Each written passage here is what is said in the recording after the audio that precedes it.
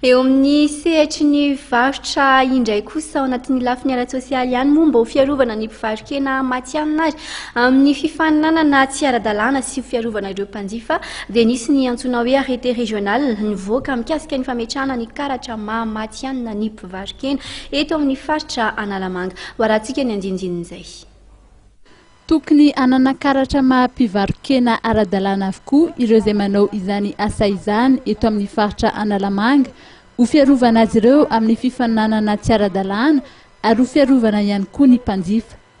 Nivoaka ny arrêté régional laharana otraotra enina tsipika mindek tsipika regan tsipika 14 mamaritra ireo fitsipika mifeny asa fivarotana hena.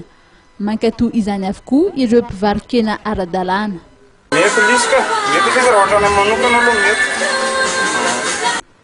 Araka ny andiany fahafito dia voarara ny fivarotana hena raha tsy manana izay karatra maha-matianina na carte professionnelle izany.